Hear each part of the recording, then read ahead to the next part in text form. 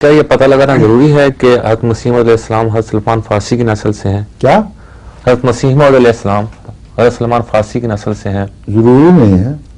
ہاں. اول تو نسل کا جھگڑا بھی ہے. جی.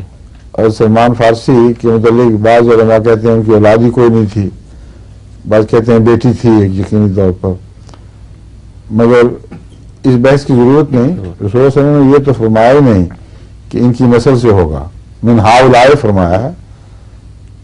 تو یہ اس بحث میں بعض لوگ پڑھتے بھی ہیں، شوق سے پڑھیں، مگر اس کی اہمیت وہ نہیں ہے جو وہ سمجھ رہے ہیں.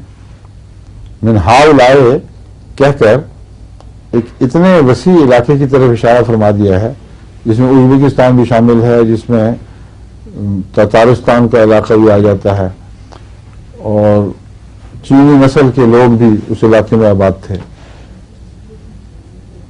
کیونکہ فارس اس وقت روم کے مقابل پر ایک بہت عظیم الشان مشرقی سلطنت تھی جس کی سرحدیں چین سے ٹکرا رہی تھیں، اور یہ وہ فارس نہیں جو آج کل کا ایران ہے. اس لیے کہ الجھن ہی نہیں، مجھے تو کبھی بھی اس میں الجھن نہیں. ترکی بھی اس کا حصہ تھا. اور مسلم صاحب اسلام میں مختلف جگہوں پر جو مختلف باتیں بیان فرمائی ہیں لوگ سمجھتے ہیں متضاد ہیں، حالانکہ ایک ہی بڑے دائرے کا جز ہیں. وہ اس دائرے کے اندر جو من ہؤلاء کا دائرہ ہے، ترکی، تاتاری، ازبکستانی، ایرانی، یہ سارے آ جاتے ہیں. جی. کیونکہ بلا شبہ اس وقت فارس کی حکومت اتنی وسیع تھی. ٹھیک ہے. جی. یہ خرس نے فارس کو وسعت عطا کی ہے،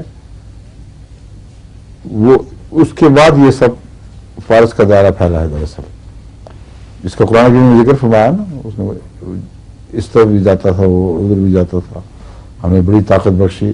بائبل نے بھی اس کا ذکر کیا ہے. یہ خرس بادشاہ تھا جس نے فارس کا ایک عظیم الشان وسیع تر تصور پیش کیا تھا، یعنی بنایا تھا. اور رسول اللہ صلی اللہ علیہ وسلم کے زمانے میں وہی حالت تھی. ابھی یہ سلطنت اس طرح ٹوٹی نہیں تھی جس طرح بعد میں ٹوٹی ہے. ٹھیک ہے. جی. فرمائیے.